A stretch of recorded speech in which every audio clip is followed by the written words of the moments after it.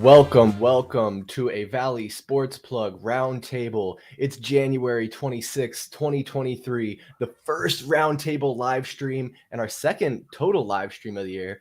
I'm Chris Patrick, of course, with me today, Michael Benjamin, the man, the myth. How you doing? I'm doing great, Chris. How are you doing today, man? Doing good. Can't complain. I'm very excited. I went from thinking it was just going to be you and I again to all of a sudden popping into the green room and seeing a bunch of beautiful faces staring at me. So what do you say we introduce these fellas and the panel today? Absolutely, man. We got a full house. We got some familiar faces. I'm really excited to see these guys. So, Chris, roll out the red carpet for him, man. Let's do it. Making his 2023 debut, our Texas resident and Arizona State expert, Benjamin Miller, back with us. How are you doing, sir? Living the dream. And I cannot express this enough. Ha. Hook 'em. It's a staple from Ben now. How's the new year been treating you so far, Mr. Miller? It's been good. Really getting off to a fine start, and it's finally good to see some positive or transitional Arizona sports news coming through, with leaving behind some baggage in 2022, whether that be several different coaches, and seeing a lot of hope moving into the new year. I agree. Not much hope, though, for the women's basketball team, who I think is in last place in the conference right now. When you have a star that has been unjustly kept in a foreign country, some things happen. It really impacts the team. I was talking about ASU women's basketball. Oh, well, so here we are. Some fan. Anyway, I'm sure we'll talk about a little bit of ASU today. We always got to talk with Ben about some ASU news. But let's introduce the rest of the panel first before we get into all that. Also, welcome back to his 2023 debut, Mr. Ian and his dog Archie. What's up? He is chilling right next to me. He's I forgot all tuckered out. Gold chain. Yeah, he's got a Cuban link chain. Awesome. Ian, how's your new year treating you? I know we're almost at the end of January already. Holy shit. Pretty not too bad. I can't really complain. My sports teams are rather pedestrian, I would say. It was cool to see the Giants upset the Vikings. So that was all right. And then Kevin Durant's out again. We'll get into that, I'm sure. Oh yeah, I mean, we got to talk about the Suns beating the Nets, right? Since we got you here, we got us here. Yeah, we can do it. I have no shame in that one. And I'm sure our last guest here would be more than excited to talk with you about that. Welcome back to, I think, only his second or third live stream. My brother and resident asshole, Matt. Hey, that's a fair title. It's been almost 125 days, and Jay Crowder is still a bitch. Hey, you aren't wrong there. But Matt, I got to ask you about another Matt Ishbia. When he comes in here, they say he's going to take over before the trade deadline. Thank God. Do you think he's going to look to make a splash right away this season and have us be contenders? Or is he going to hold out till the off season to start making some big moves and maybe reload and take a foot off the gas this year? Ishbia is with the shit, man. I think he's going to come in hot. He already said he's willing to take on new salary. He already said he's willing to give up picks. I think we're going to make a splash right before the deadline. I think you almost have to. I mean, at this point, with you see guys getting healthy, the squad is coming together. Booker's coming back next week. We saw the impact Cam Johnson has had coming back. Mike, same question. You want to see a splash this year, or you think it's coming in the offseason? I'm kind of torn. I mean, I'd love a kind of a splash like Shai Gilgeous-Alexander. I mean, we need to start thinking about the future at the point guard position. He's already talked about that, but that would be a really cool move to make right when you step foot into town. But I have a feeling it's going to be some guy who plays 25 minutes, maybe scores 8 points a game, barely moves the needle for the Suns. But that's just the bad side of me coming out right there. But hopefully I'm with Matt. We got to get some new blood in here to really make a push. So, Ian, I haven't really been keeping up too much with the Nets happenings. Are they looking to make any moves at the deadline? Yeah, they're looking at a stretch 4 to give Claxton a little more space, one that can actually shoot, not Ben Simmons. So they're looking more like Kristaps Porzingis, Kyle Kuzma, maybe John Collins. Those are some of the names I've seen get mentioned, but just someone who can stretch it out a little bit. I don't know if they're going to do anything at all, let alone get any of the guys I just named, but we have some pieces we can give up on the bench. Joe Harris, Patty Mills, I've seen in trade talks for sure. We'll see what happens. I don't really know. I mean, getting Kevin Durant back is going to be the biggest thing that will keep pushing us forward. Muted. Yeah, having Kevin Durant out for your team, it's got to be tough, man. Because like that's the dude. Kyrie's good. Kyrie's good. He'll put up the numbers without Kevin Durant, but it seems like they have a tough time getting over that hump and winning games when he's not out there on the court. I almost wanted to see, while we were on the topic, pulling up this NBA trade machine. You guys have seen this, right? I know Matt likes to play around in this all the time. Ian, what kind of deal could we make here? I mean, we got Jay Crowder, right? Yeah, I mean, you got him. You mentioned Nick Claxton. Were you mentioned getting rid of Nick Claxton or getting help for Nick Claxton? Basically, just getting a forward that will space out a little further back so that Nick Claxton can operate more in the paint is what I was trying to say. I don't think I'd imagine Nick Claxton's untouchable at this point with how he's been playing the last month or so. I mean, he's leading the league in blocks. He's been a great defensive presence for them. But I see what you're saying. Give him some more space to really try and create and use that big body down there, 100%. Yeah, for sure.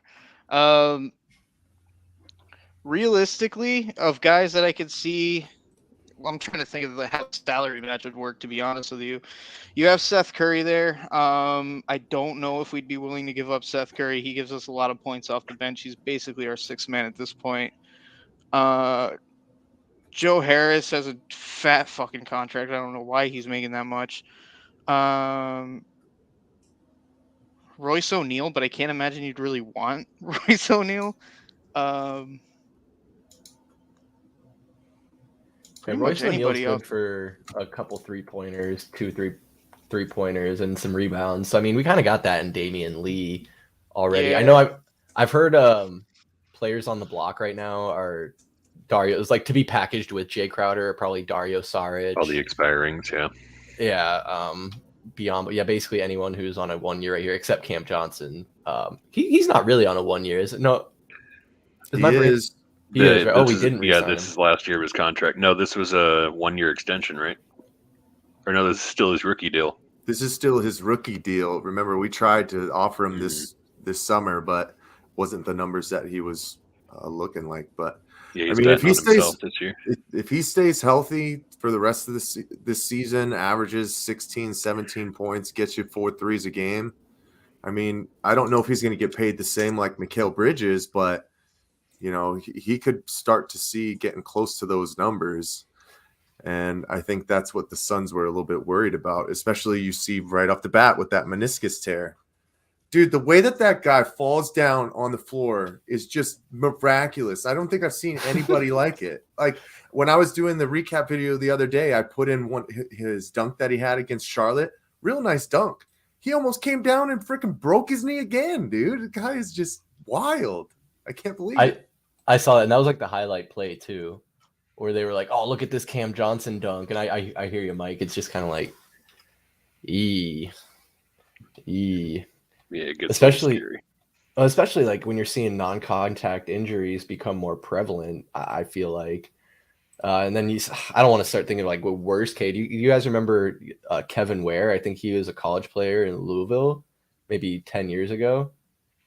Oh, the compound fracture? Yeah, he just went up to block a shot, came down on one leg, and his leg just snapped. It was gnarly.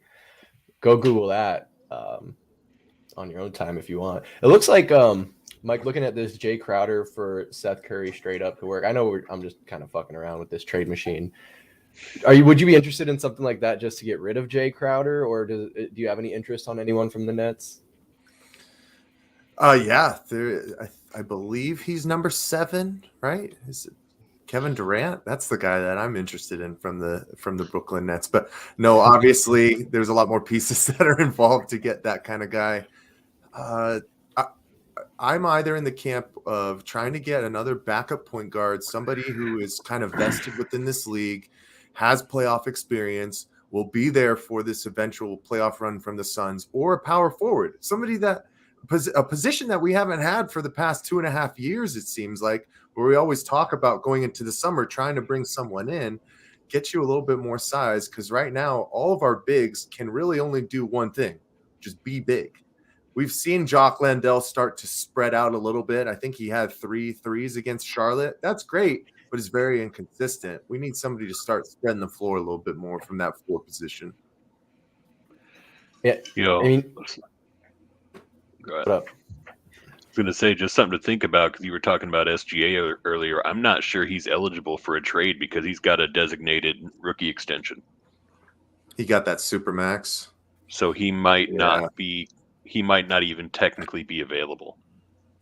That's just a pipe dream, unfortunately. Right. I mean, he's going to be, one of the All-NBA teams this year. Yeah. So there would have to be a lot more pieces that are involved, a lot more draft picks. But I mean, one thing Ishbia has already said that he doesn't mind sending away some first-round draft picks, for a good commodity for this unit, which is great. But you also don't want to get into the similar situation like with Robert Sarver, when we were sending away every single first-round draft pick that ended up being guys like Luol Deng, Rajon Rondo, just guys who were all NBA caliber players.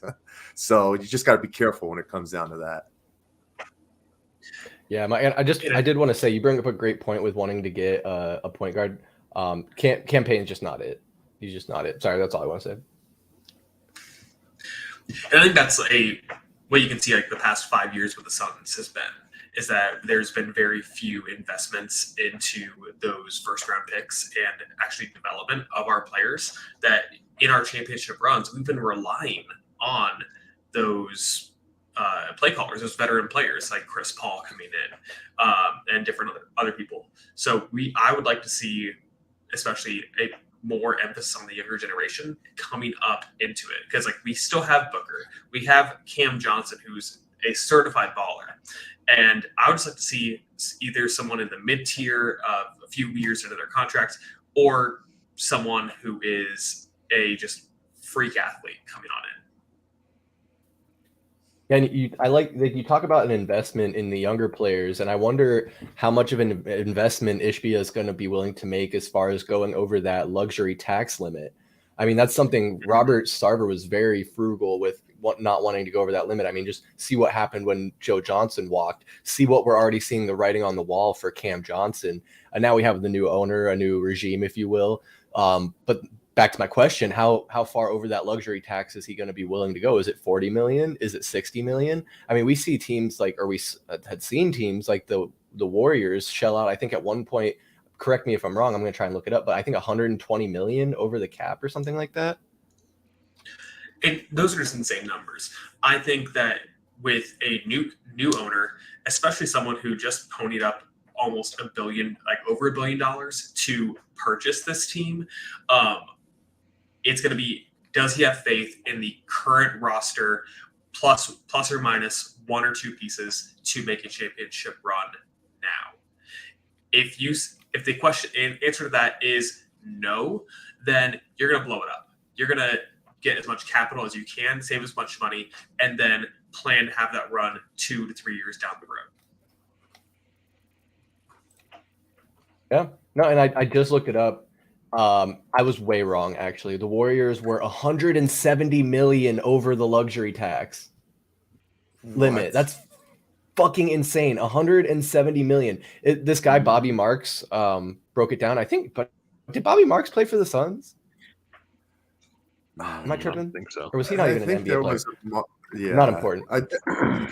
Sean Marks. Am I thinking of Sean Marks? You're thinking of Sean Marks. That's who you're thinking of. Yeah. I don't think Bobby Marks played in the NBA. Looking at his picture, it looks like he probably didn't. But what do I know? Anyway, this blurb with 12 players on their roster, their salary was $215 million, and their total taxes were $268 million. So they paid more in payroll tax and luxury tax or whatever those other taxes are than they did in the actual player salaries. So almost $500 million for one season. Ben, like you said, like those numbers are bonkers, dude. Yeah, their luxury tax is only 170 million this year. So it's like we're talking about, oh, will the Suns do Insane. 40 or 60 million? Meanwhile, the Warriors are over there doing 170. I did see the Nets were at like 106 million over. But you got guys like at one point when you had Harden, Irving, and Durant, how do you not go over the luxury tax limit with 3 max players on your roster? Like it just is bound to happen. But I mean, that's what the Suns have, right? Chris Paul, Devin Booker, DeAndre Ayton now. Like we got 3 real expensive players. So if you want to build around those guys, you have to go over the luxury tax. Otherwise, you run into a problem where you have no bench, like the Lakers. I'm not trying to be. What are you talking about? They just got Rui Hachimura. Aren't they going straight to the top now? I think so. I think that's a big miss on our part, right? The Suns definitely should have gotten Rui Hachimura. The next. Not if we get Kuz instead. Oh God, I honestly would love Kuz. I just love his offensive game and where he's gone to. But just to transition real quick, Ian, I got a trivia question for you. Go for it. Since the name was brought up, one of my dearly beloved favorite Suns players of all time, Joe Johnson. Do you know the year that he was traded to the Brooklyn Nets from the Atlanta Hawks? It's going to be somewhere between 2011 and 2013. I think it had to be the first year they were in Brooklyn, right? I don't think he was there in New Jersey. So what year is that? Follow what you just said, Ian. 2012. There you go. Yeah. You literally mapped it out. I'm pretty sure it's 2012. Oh, that was just a piece of trivia for you. Oh, Joe Johnson Lord. was cold, man. But that goes directly back into what you were talking about, Chris, with the inability for this team or the actual want to go over the luxury tax and pay for guys that were going to be superstars like Joe Johnson. So I'm crossing my fingers that we're not going to have that kind of an issue once Matt Ishbia steps on and takes over this team. Pretty close to less than 2 weeks now, I think. I think so, yeah, because the trade deadline's 2 weeks from I think today or yesterday. But yo, this is your boy. This is Kuz. You trying to bring some pregame swag to the Valley? Phoenix he does looks like need some rain, and he's bringing the drip. Jesus. He looks like he's a prisoner from Sesame Street. What did I see? I guess I lost it. But one of his teammates, I guess, roasted him for this, saying he looked like a GTA 5 character. Oh, that's good too. And that a drug test was imminent for him. I don't know. It's what the kids do these days. These young guys, they like to get in the high fashion. Very interesting. I think we saw a guy on when we flew to Vegas. He walked by me at this 9 a.m. flight to Vegas, and he had like a headband on that said, I think it said Balenciaga or some designer brand. And I was like, that is the dumbest shit I've ever seen. And I bet it cost more money than I would ever pay for it. Oh, surprisingly, it was like 80. It was MCM, right? Oh, it was MCM. That's right. It was MCM. And I was like, what is that brand? But yeah, some designer brand, right? I just know that this guy I used to work with had like a bunch of MCM backpacks, and he's like, "Oh yeah, MCM, these are the best backpacks." Like their design. I looked at him, and it was like a $4,000 backpack. I was like, "Not for me, dog. Not for me." But yeah, so I saw the brand, the MCM. Good call out, Mike. It was MCM, and it was like an $80 headband. That just for like a black piece of silk that said MCM in white letters on it. But hey, to each his own.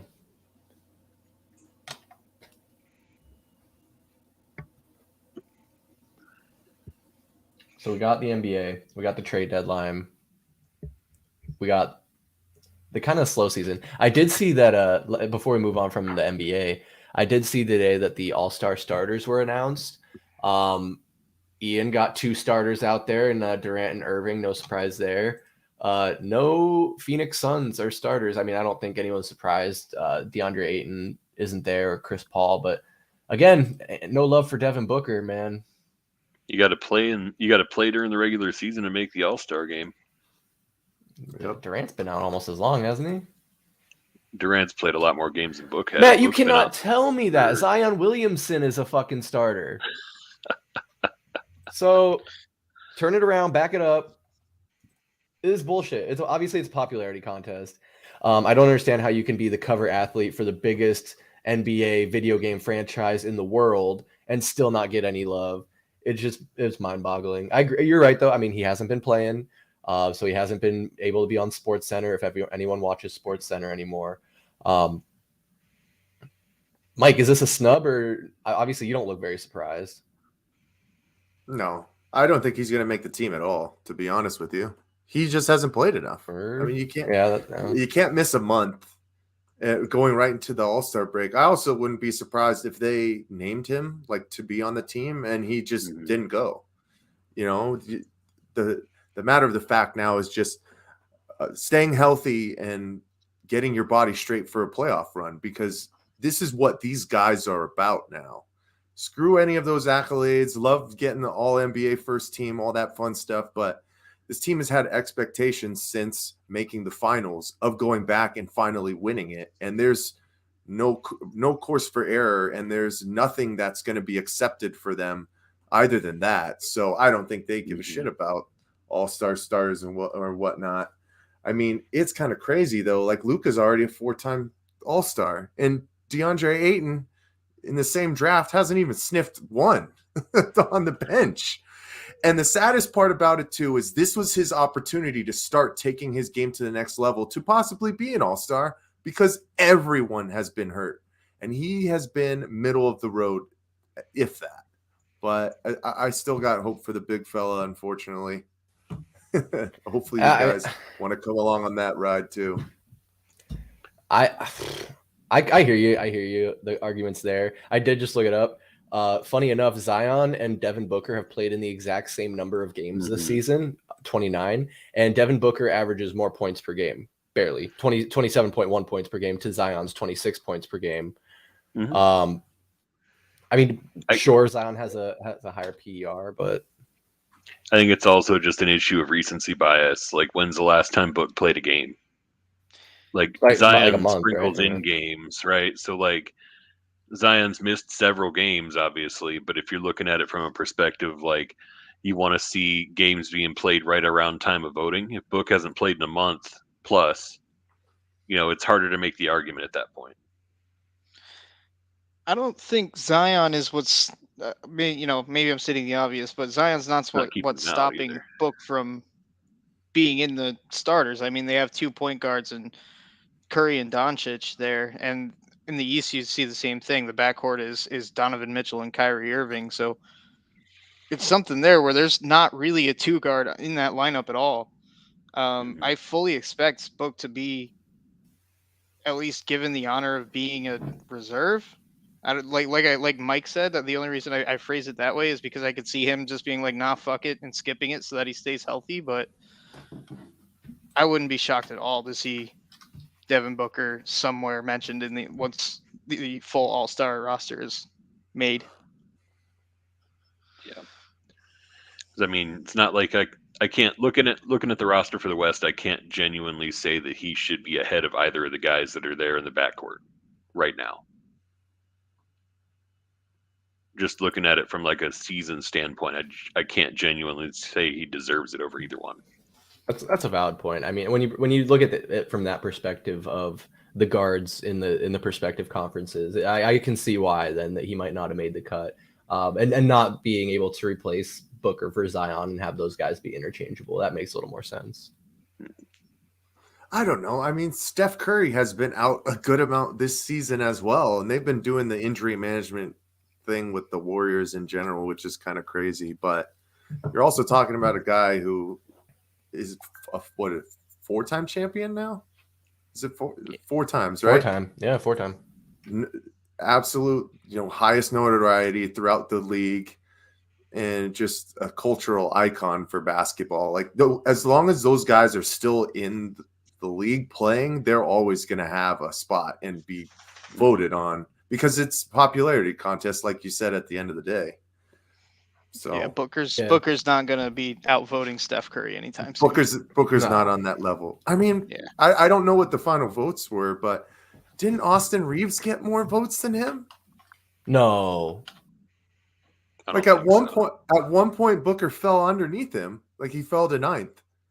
And that's like no love, man. No love. When Austin Reeves is getting more votes than you, I don't get. Booker could have played 10 games compared to his 40, and he should have still been getting more votes than Austin Reeves. Come on.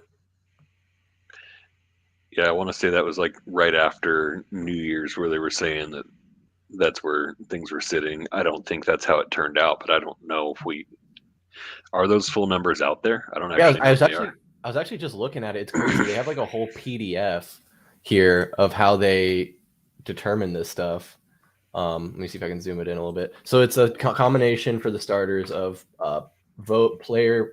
fan votes, media rank, and then it's kind of like a weighted score. So Devin Booker is right up there. I mean, like you guys are saying, they can only choose 2 for the guards. So even behind Dame though, like Dame's missed a good amount of time. So I feel like the standard isn't amount of time played. Mm-hmm.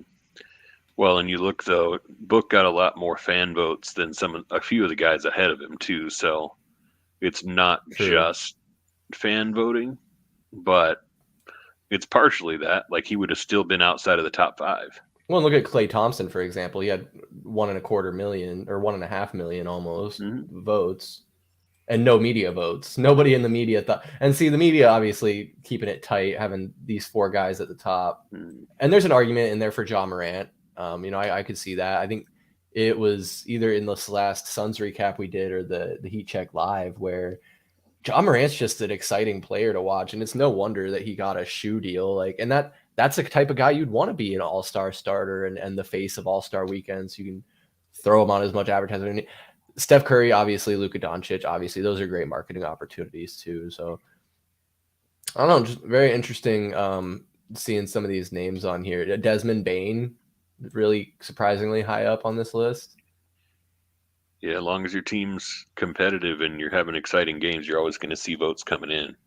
Yeah, I guess he has been, because he's a 2 guard, right? So he's kind of been Ja Morant's wingman, no pun intended. Yeah, I mean, he's top 5 shooter in the league, legitimately. Just shooter, not overall scorer. That dynamic, it almost reminds me of, not in play style necessarily, but almost like a John Wall, Brad Beal type duo. But Mike, you did get me thinking about another topic I had on my mind this past week. And I kind of want to ask all of you collectively, but more so I'm going to kick it over to Ben first. In the topic of resting players, the Warriors are notorious for doing it, having just a random Tuesday night, all 5 of their best players aren't going to play, which I guess I don't necessarily have a problem with, but I think, in my opinion, they should implement a rule where teams are only allowed to do that at home games, where your fans can see you 41 times a year and pick different games. Whereas if it happens, there's some kid in Ohio who's a huge Steph Curry fan because it was the team that was good when he was growing up, and he loves him some Steph Curry. He saved up all his allowance money just to go to the Warriors game when they roll into town. And what do you know? Old street clothes Curry sitting there in his turtleneck, not fucking playing. So Ben, like, what is your opinion? Like, what do you think of my suggestion there about the rule implementing it home games only? And he's muted. What's that, Ben? Muted. Oh no, he wasn't muted. Now he's Oh, muted? maybe his headset's dead. Can't hear him. AirPods died. Udomas. All right, we'll go around the horn then. I guess Ian, you're clockwise of Mr. Miller there. What are you as upset about as I am about this player resting situation? I come from this perspective of being a baseball fan first, so it makes me a little more used to that kind of thing. So it makes it not such a big deal. And I guess the counterpoint to your suggestion of only resting them during home games would be this story I saw, and it's purely anecdotal, so it's not really like your thing is a bad idea, but this is something that could happen. Is I remember seeing a story about what up, Chevin? I remember seeing a story about some kid that drove down to Miami to go see Jimmy Butler because that was his favorite player, and then they rested Jimmy Butler on a home game. So there's destination stadiums, You and can't you have win. you have like Madison Yeah. Square Garden and shit, where it's like people try to check that off their bucket list, to go to a game, and they might want to see, in some alternate universe where there's a Knicks player that they might really want to see. That could be a thing, but I mean, it's a start, you know what I mean, where you're at least getting the ball rolling of solutions, because there are definitely situations where I remember the Nets played the Pacers, and that was the thing, was like the Nets rested their entire starting lineup just for that one game, and just kind of took it as an L, and it pissed a lot of people off in Indiana because they came there to see Kevin Durant. So it's definitely worth talking about for sure. Yeah, and you bring up a great point with those destination stadiums. Obviously, damned if you do, damned if you don't. The clear thing to point out, obviously, is with baseball, there's literally twice as many games versus Yeah, for sure. the 82 basketball games. But I don't know. Again, I think I saw on Twitter, there was a little back and forth. Something Stan Van Gundy had tweeted about back in the 80s and 90s, players would practice harder, play more, they wouldn't rest, and play through injuries a bit more tough. But now seems like they're doing this resting, but players are still getting injured at like a higher clip. And he's like, something doesn't make sense, which I agree. But the funny part about it was Kevin Durant right underneath, replied to Stan's tweet and was like, Stan is spitting. And Stan Van Gundy didn't know what spitting meant, apparently. So he's like, no, I'm not blaming the players. I'm talking about the training and the preparation of the players. And then KD is like, I know, Stan, I agree with you. Damn. But to his point, though, I think there's something to be said for that, where, we are resting players now. We have all this technology and these analytics, but players do seem to be getting hurt at a higher clip. And I don't understand it. Matt, you got any ideas? Oh, I got plenty of ideas. Let's see here. Number one, load management is all the Spurs' fault. That's who started it in the league. They were just trying to extend Manu and Tony Parker and Tim Duncan's careers by like an extra season to try to squeeze out one more championship with Kawhi. And they kind of became notorious for it, and they would cut them from starting like 3 hours before tip off and whatever else. Like, I guess my bigger issue with it is teams charge a premium for those big matchups, right? The Lakers are coming to town. We're going to charge 60% more for a ticket, and then LeBron sits. Or like, to your point, like those destination places, if you're going to play at Madison Square Garden and no stars play on either team, what was the point? Like, nobody's there to watch the third string guys go out and duke it out. So, like, especially not wanting to pay triple normal prices or whatever the ridiculous fees are sometimes to play or to go see a game. Like, you look at ticket prices in places like in San Francisco right now for going to a Warriors game, especially when they have a big matchup. It's ludicrous, the ticket prices they charge at some of these stadiums. So I think that's the big one for me right now, is there needs to be a little bit of accountability. I'm not saying give people money back, but if you're going to charge different prices for different games, I think they need to have some sort of consideration for the fans, because it's just not fair to people. Yeah, and I think that's what it comes down to for me, really, is just like the fairness, like that hypothetical I described of the kid who saved up his lunch money or allowance money or whatever. And it's like, that's heartbreaking, man. And it's like, I have seen, some good through that, where Steph has had those instances happen, and then he gives them a pair of shoes or a jersey or something. What's Chev saying? I wonder if players sit out more often against smaller market teams, like the Warriors sat out against the Cavs. Very true. Very true. And I mean, the Cavs are a smaller market team, but they're also like one of the top teams in the East right now.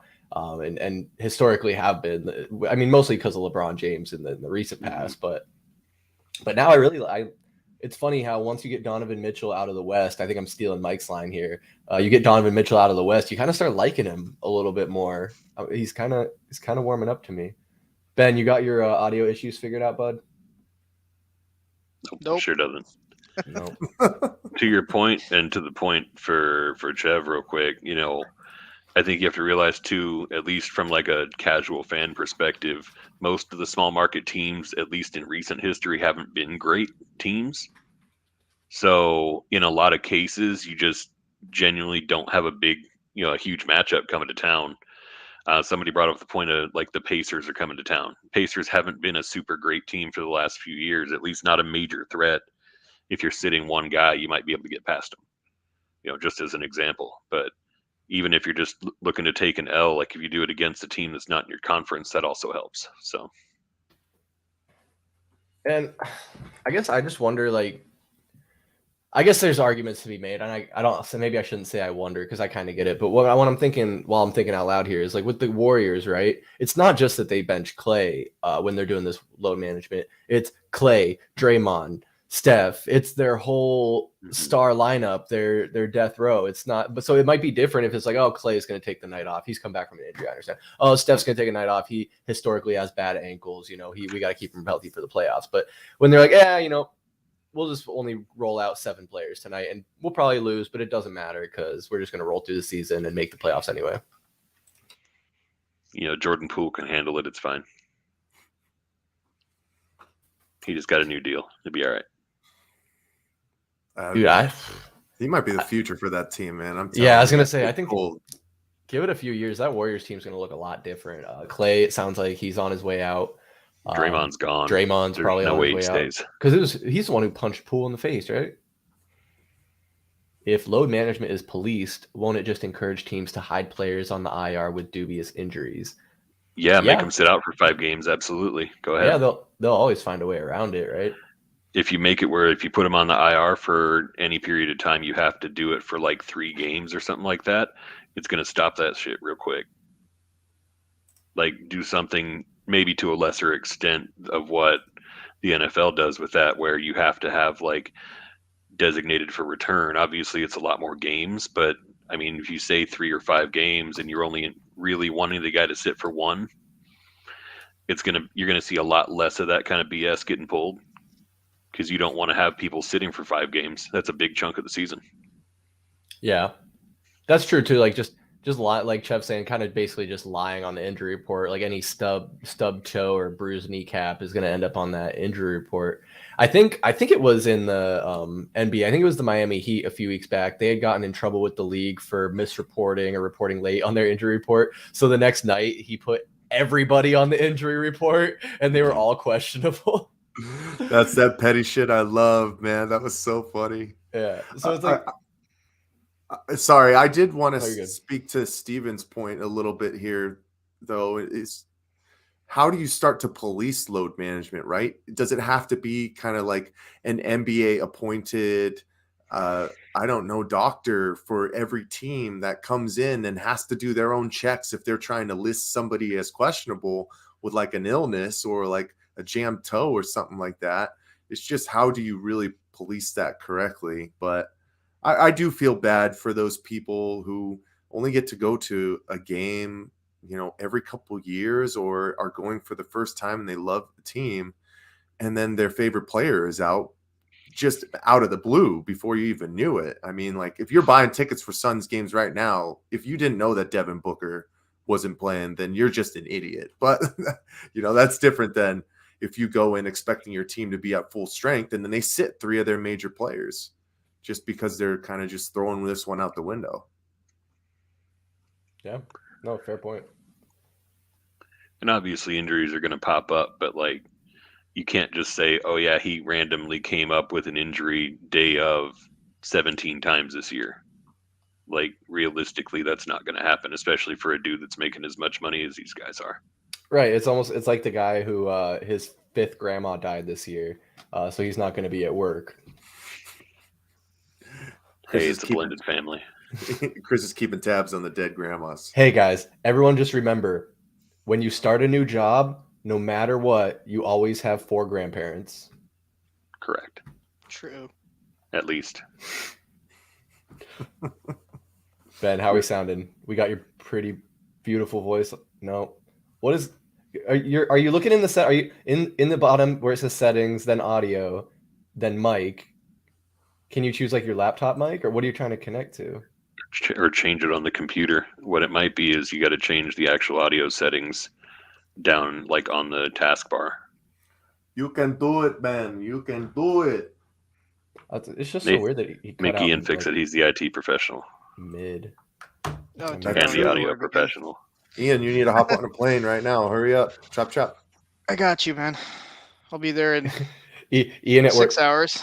Did you try unplugging it and replugging it back in? Here, I'm going to take over remote. I'm just going to restart your desktop real quick. All right, that should Follow work. this link.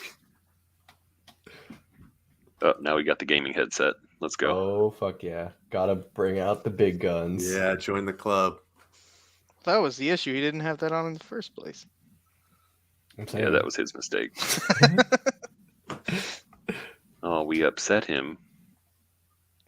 Not a gamer. Oh, Ian, since we do say we're pop culture too, I downloaded High on Life through Game Pass. I'm Yeah, gonna how try do it you out. like it? I haven't played it yet. I've I've been slacking. I haven't played it yet. I finished it like last week. Okay. It's good. I Fun was time. It's wondering. short, I though. I almost was wondering if they'd take it out off the App Store because of the whole Justin Roiland stuff going on. But I saw They that still he even stepped away from the gaming studio. The Yeah, it Squanch sounds Studios. like they cut ties with him too, which is weird because like that brand of humor is that's all him. So I don't know what the hell they're gonna do going forward. Well, Maybe he's just not going to get any money from it, so they're not going to fight him, or they're not going Yeah. to fight the game being there. Yeah, I more mean like what are they gonna create next? Like what the what studio, does that right? look Yeah. like? Yeah. Because he voiced all the characters, and like I wonder about that for Rick and Morty too. I think they got renewed for like 10 seasons or something a few years back, and they've said that they're going to keep making the show and just recast the voice of Rick and Morty, which at face value it's shocking, and you're like, how are they going to do that? But I'm pretty sure that Homer Simpson was recast a couple times. There Yeah. are so many good voice actors out there. Somebody Right. can do it identical.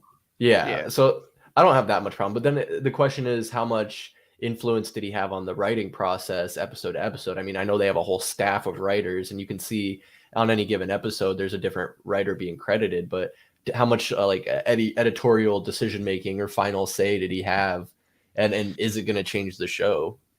Yeah, and you can see his sense of humor carry over on the different projects he works on. Like when you play High on Life, it feels like an episode or like an offshoot of Rick and Morty because the jokes are so similar, and same with like Solar Opposites and things like that. So he definitely had like a considerable amount of input. The silver lining I did read is that they have up till season 10 already written out for Rick and Morty. So all they have to do is just churn them out, and they'll be good for at least the next 3 years. And that's so crazy. Like I get the changes they made, but they literally went from, I think after like season 2 or 3, like they were struggling to put out a new season. Like it was like a year or more in between. And me and Mike tried to add him at the same time. Yeah, my bad. Nothing. Nope. Restart your computer. Starting to wonder if it's the hardware or the user. I think it's a bit of both. We'll never know what he thinks about resting the players. All right, you're just gonna have to sign. You're just gonna have to sign. Hard reset, Ben. Hard reset. What was this again, Ian? That's bullshit. Just do the Woody Page, get the whiteboard out. That is bullshit. Yeah, honestly. He'll just have to start typing in the chat. Last try. Okay, I hope he meant last try, as in he's gonna try and get back in here. Because I want to know. He said last try when he got back in. Oh, did he? Damn. Maybe that was his exit. Well, hopefully we see Ben back in here. We didn't get to ask him much about ASU, but I was looking it up. While we were talking to Ian, did you ever play Trover Saves the Universe? I did, yeah. Yeah, I How had was that on PlayStation VR. That was good too. It was a lot of the same sense of humor as High on Life. Same thing where like if you pause the game, they're gonna yell at you. And oh, I really? remember there's one character where like you get in an argument with him, and you walk away from him, and he starts going like, "Yeah, that's right. You're a little bitch. You're a pussy." Like just like starts cursing you out. But if you walk back up to him, he starts going like, no, don't hurt me, don't hurt me. But like it's an infinite loop on each like line of voice acting, no matter what you do. So he like never shuts up. No, Oh, like you man. can walk away from him, come back to him for like hours, and he's still going. That's funny. Yeah. Yeah, I'm definitely gonna have to bust into that one. Matt, I know you're a bit of a gamer too. What have you been gaming on lately? Lately, I haven't been gaming all that much actually lately, but I'm trying to think here. I was doing a little bit of 2K there for a little while. That gets a little monotonous after a while. Yeah. I go against the grain and pretty much only do my player. So, it's fun for a little while trying out a different build, but at a certain point they made it so you basically have to go through the entire story all the way through every time to create a new player. Such a grind, man. That's one thing where I think it was Madden a couple of years ago made it where like you go through that once and then you just play like the career mode. And honestly, that would be a lot more effective. Like maybe you get to a certain point and then you just unlock like, hey, skip the story. It would make a lot more sense. You could probably do a lot more in the game that way, but it is what it is.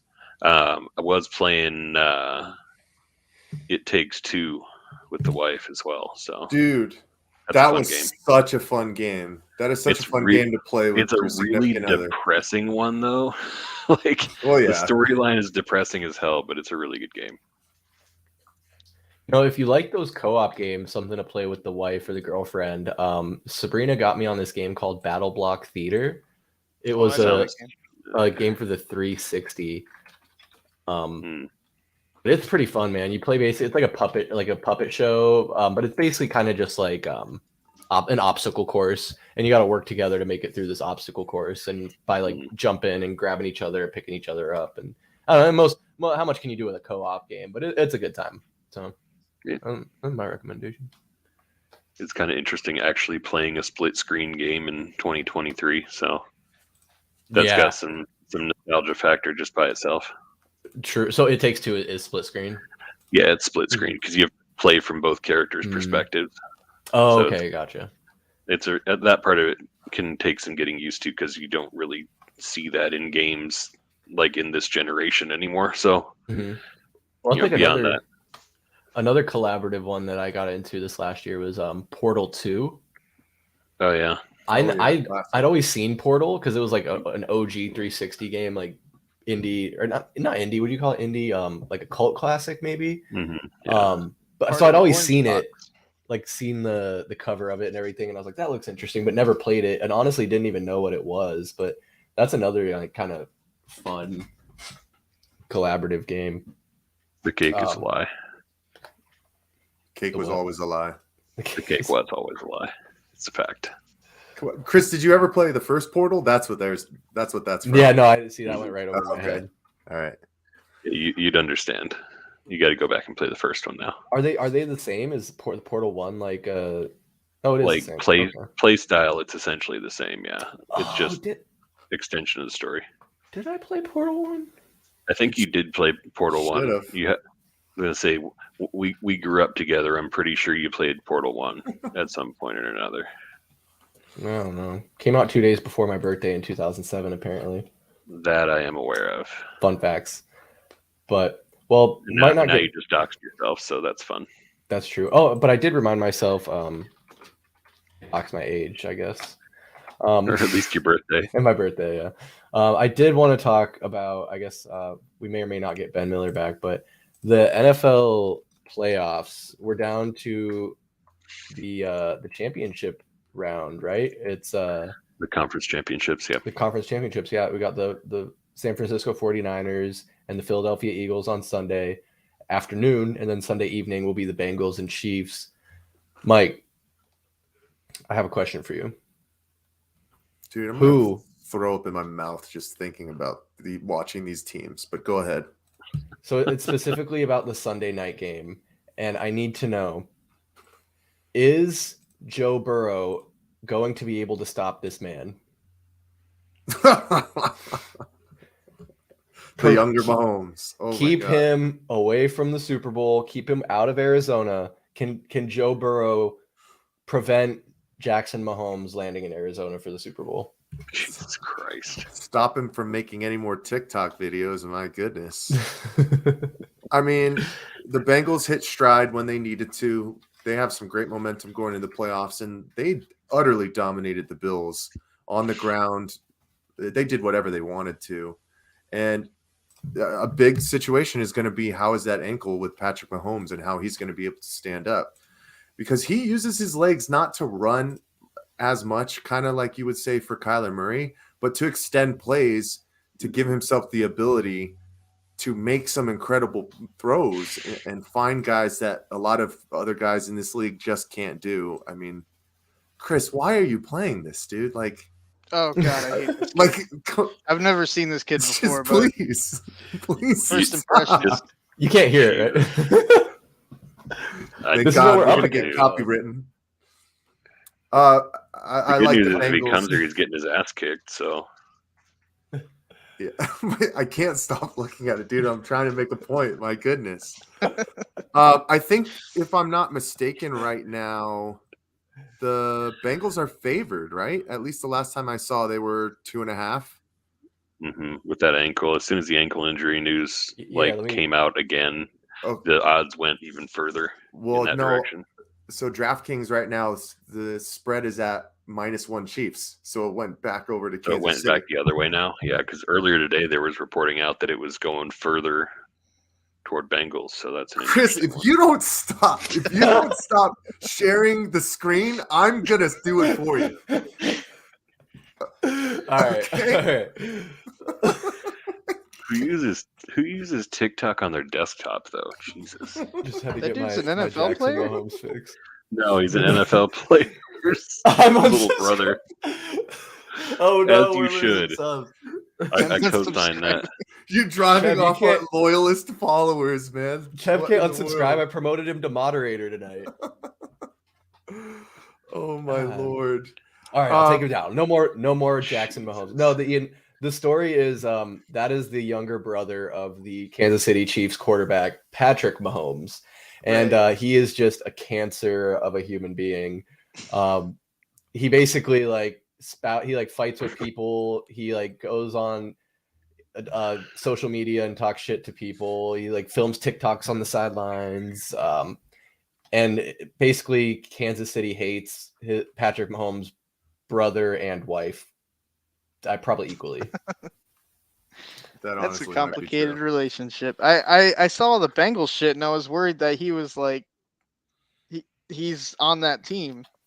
Dude, he literally it was reports. Funny. I think it was reports this last offseason. He literally had to sit his family down and we're like, hey guys, you're becoming a distraction. You can't come to the games anymore. Specifically his wife and his brother, y'all need to cut it out. And I think it was just this last weekend. I mean, I might be wrong. I think they might have been there, but being more low key. But you saw that TikTok there. Jackson's back up in the box. Oh, they were in the box screaming, man. That's their favorite thing to do. But yep, they're wild. Hey, as long as Jackson it's in the box, was that's on fine. the sidelines last season. He was. Maybe that's what it was. Maybe they're not he allowed was to be he was down on the anymore. field before games and shit. So yeah. I don't know. NFL playoffs are getting wild though. I saw a TikTok the other day. This guy I follow on there, Benchwarmer Brand, I think is his name. He does the undefeated quarterbacks club every season. He's been doing it, I think, the last couple of years. And I keep on cracking up because he's got Purdy. Obviously, is pretty much the only one that's left at this point. But he has him wear a daddy hat. It's like a big old cowboy hat or something that says "daddy" on the front of it. And nice. I can't get that image out of my head every time I think about the NFL playoffs. But the Niners are dangerous, man. They're down to a basically Mr. Irrelevant, right? As their quarterback, and they're still killing people. So it's going to be interesting to see how the rest of this plays out, despite the fact that I hate every single team that's left in the playoffs. Yeah. I mean, how tough of a road have they had so far, though? I mean, we got 57-year-old Tom Brady, and you got the Dallas Cowboys, who are just going to Dallas Cowboy at any opportunity they get. I mean, they got Ezekiel Elliott just to get you 2-yard rushes and 3 and outs. I don't understand what the deal is with him. Dak Prescott is just a choke artist. I think the scariest thing is like how good the 49ers have been able to still be offensively, because they do have a good defense, but it's not even like that's carrying them. They're still putting points up on the board with their offense and a third string quarterback. You said Mr. Irrelevant. I do think, though, I think it'd be an interesting storyline to have a Philadelphia Eagles, Kansas City Chiefs Super Bowl. That goes against what I just said about keeping Jackson out of the Super Bowl. But obviously, the obvious storyline there being Andy Reid having been unceremoniously forced out of Philadelphia, or was he, I think he was just straight up fired from Philadelphia, and kind of being the scapegoat, and now having gone on to have a more successful career in Kansas City. So I think that was probably 2007 or maybe even it's like 2012-ish, 2012. somewhere around there. I'm not entirely sure, but so yeah. But anyway, a decade's a long time to. So maybe that there aren't as many feelings still there on the Andy Reid side. Yeah, I think it'll be interesting to see. To your point with the Niners, I think Purdy is kind of back to that word irrelevant. That offense would be a killer regardless. You look at their skill positions in general. Like you can't really, they have more weapons than just about anybody on the offensive side of the ball. Like that's a scary lineup to come across, no matter who's behind center. Just the fact that you have CMC and Debo at the same time to deal with is not fun to game plan against. So yeah. I can't even imagine beyond that. And you still got to deal with Kittle too. I mean, that's a 3-headed monster right there. And then you're completely forgetting about Brandon Ayuk, a guy who had over 1,000 yards receiving this year. I didn't forget about Brandon Ayuk. And ASU, right? And Elijah Mitchell himself, like he could have held his own if they didn't trade for CMC. But guys, as a Cardinals fan, like I can't have the 49ers be in the Super Bowl. Like I can't put myself through that again. We had to do that with the Chiefs and Jimmy Garoppolo missing a wide open guy streaking down the field, and the Chiefs having to have a miraculous comeback. But I can't have back-to-back NFC West teams go to the Super Bowl. Like I can't, man. Yeah, the only downside of that is if the Niners lose, then that means we have to deal with Eagles fans for an entire year. So pick your poison. That's tough. Shout out Drummond Drew. Hey, they threw snowballs at Santa Claus. I don't really think we want to deal with them actually winning a Lombardi trophy again. My favorite thing about Philadelphia sports is that they have to grease up the light poles anytime that their teams do good so that people stop climbing on them. Yeah, that makes sense.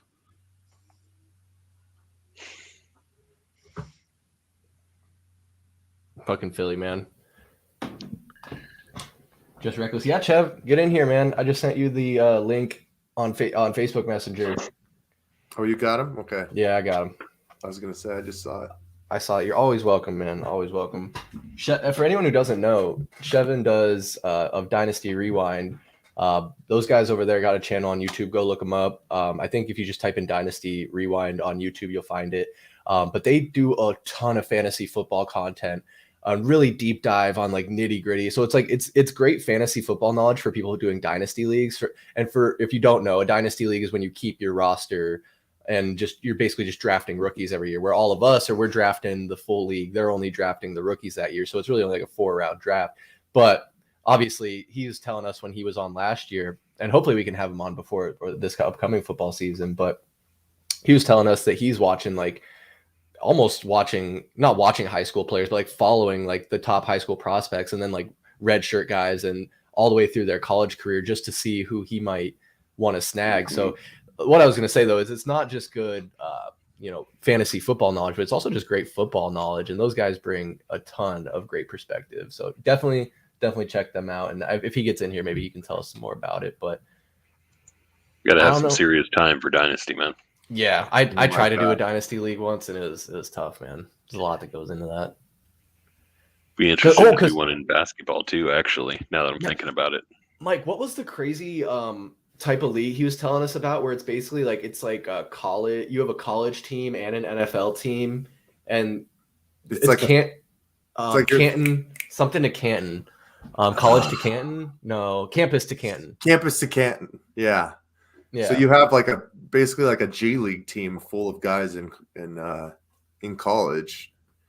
So you could just That's take them wild. from that team to move them up. Like now that is an investment of time. I mean, my goodness, I couldn't tell you who, the major starting quarterbacks are in college football in general. Call me a bad football fan, but I ain't got time for that, man. I usually just end up knowing like the top 2 or 3, and not even, and usually by the end of the season, I don't know anything about it at the beginning. Ian, I know we're talking a I lot. don't even know who the Heisman finalists were. Right, exactly. We're talking CJ about- Stroud, someone We're else. talking about Ian's favorite sport, right? Right, exactly. So all this football talk, Good Ian, old American football. I'm sure Like Ian, I know some of these words. I'm sure Ian, you've attended a Super Bowl party before. What is your favorite football snack? Oh, dude, buffalo chicken dip. Ooh. For sure, buffalo chicken dip. And There you go. I'm slowly growing into a football fan. I watched maybe a total of 3/4 of a football game this season. So we're getting Step in the there. right Baby direction, steps. man. Yeah. Step in the right direction.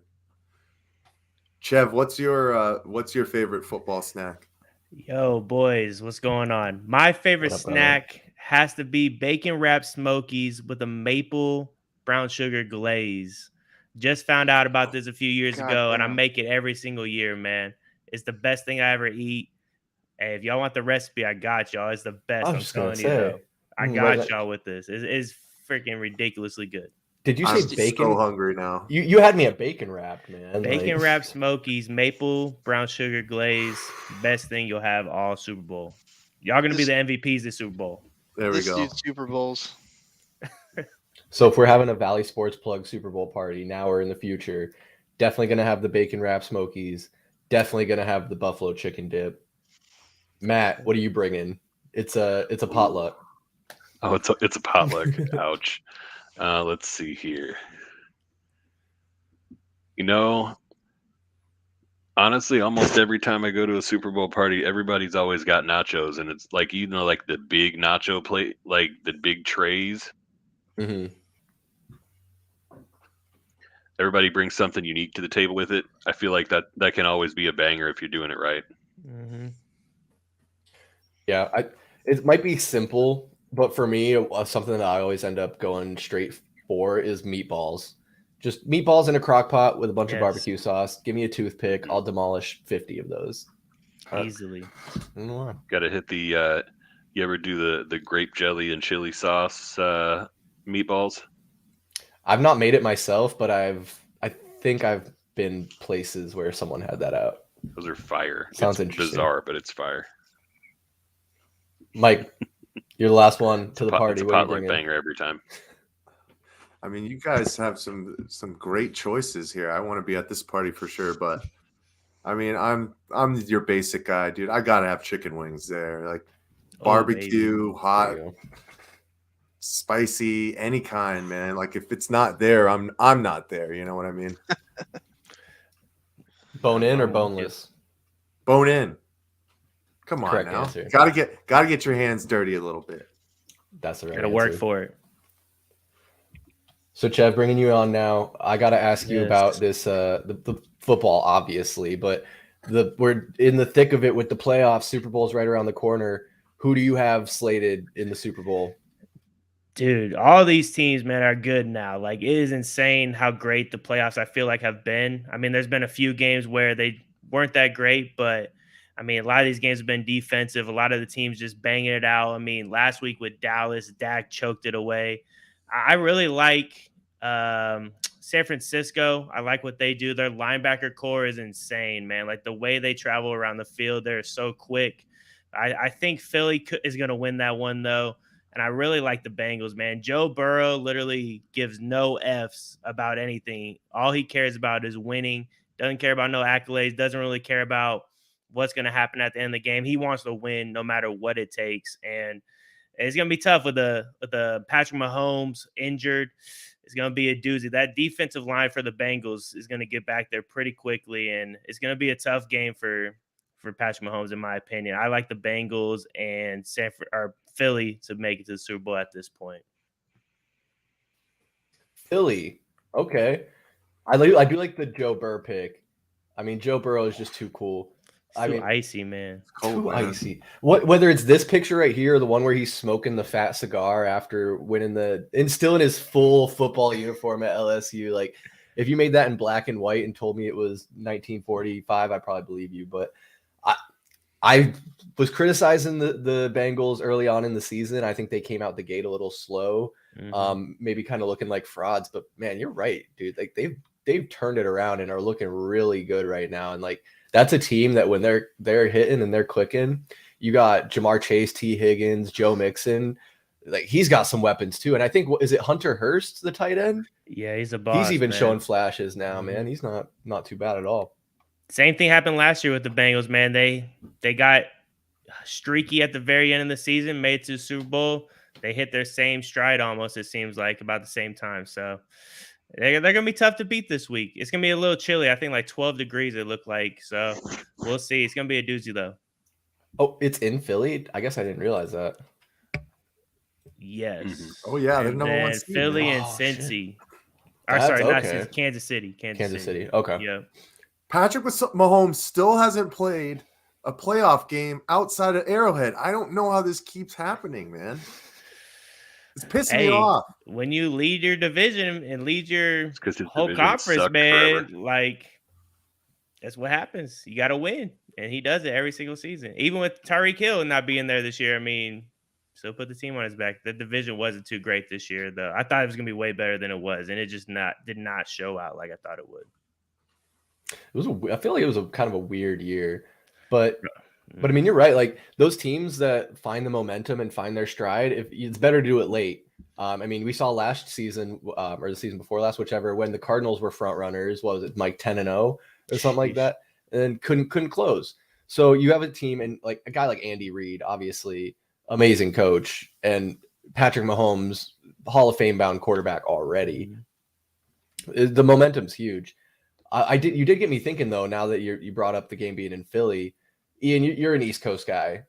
How much of an impact do you think guys from like California, San Francisco, traveling out east to Philadelphia to play in the snow or at least really cold temperatures? How much of an impact do you think that would have on them? And he's muted. Can you hear me now? Again. Sick. It's another thing where I'm a little bit out of my element considering it's football. But I'm familiar with, the early months of baseball. Those California guys suffer hard when they're playing in cities like Toronto, Philly, Boston, New York. There's definitely an impact there because they're just not used to like a different barometric pressure when it comes to the air. They're not used to obviously the cold temperatures. The ball moves differently in the air that way. There's a lot that can go into it. So just with the limited amount of knowledge I have when it comes to football, I'm going to assume that those West Coasters are not going to do too well if they're playing in a city, that's getting hit with snow. That's a great point. I didn't think about that with baseball. And you do kind of even see that like when teams go in any sport, they go to Denver or those places with a higher elevation, they kind of struggle in those environments too. So very interesting. Well, Matt, I think we're about to send you out here. You got to get going, but wanted to give you the floor one last time if you had any thoughts on playing in cold weather or just give you the floor for anything on your mind. Ooh, that's a dangerous topic. Don't just give me a microphone. Hey, wait a minute. No, Matt's out of here. cold weather games are always a hot topic, I think. You places like Lambeau, just as an example, notoriously difficult to play in the playoffs. I think that's why a lot of teams are looking at quarterbacks that have played in the cold and in college in particular. You kind of target some of those guys that know what it's like and can prove that they can do it. On the other side of that, I think to a certain extent, it matters less on the pro level, primarily just because of the fact that they all train for it, so they know what to expect. And you're doing it at least a few times a year regardless. Other than that, changing topics real quick, Joe Burrow just ripped off Len Dawson. And with that smoking picture, I'm gonna just leave it at that. Fuck Cincinnati. Y'all have a good one. All right. The perfect Peace. send-off from a Steelers fan. Wouldn't expect anything less. Right. That was my brother Matt, Valley Sports Plug contributor. Has been here since day one. We love him. But yeah, so hopefully he'll be coming on more. Sounds like Thursdays work for him, so maybe Thursday will be the roundtable day. We've committed, I think, Mike, we're committing to doing at least one roundtable a month. I love having these guys on here and chatting. 100%, because then it just brings in different perspectives. I mean, you and me, Chris, we'd be chatting at each other all the time. We already know what the hell we think about sports, but that's why it's awesome to bring in guys like Ian, bring some awesome perspective on baseball. Bring in Matt. He's a fellow Valley lover of our teams as well. So, and then it's awesome that we got Chev on again. I know, Chev, we were thinking about possibly doing a special live stream just for the Super Bowl. So we will be in contact with you for that. Yeah, let me know. Appreciate you jumping on tonight. For sure. Yeah, boys, let me know, man. You know I love y'all. I retweet everything y'all got. Love you guys, man. You guys are doing great. You guys are doing good work. Sometimes I can't listen to all of it, but everything y'all put out, man, is good. It's what the Valley needs. Thanks, brother. We need more fans like y'all. Appreciated. We need more fans like y'all, because I was a season ticket member this last 2 years at the Cardinals. Man, it sucks. I'm not gonna lie, it sucks going to those games. You ain't no home fan. You're the away fan every game. Yeah, Philly game was sad, bad. Man. Philly game was bad. Yeah, I got roasted the whole damn game with my Kyler Murray jersey on. It was terrible. I can't believe that. And it's supposed to be a safe space for us, and we're getting attacked. See, that's just where this team has been, but definitely excited with the leadership change and Monty Ossenfort coming in. Gonna see what's going on with the coaches. I don't know if you guys heard, Sean Payton's list has shrank to basically nothing. Yeah, I think disappear. I think that the asking price from the Saints is just becoming too incredible. So it's almost like Sean Payton is going to have to go. Well, I think the meeting was today.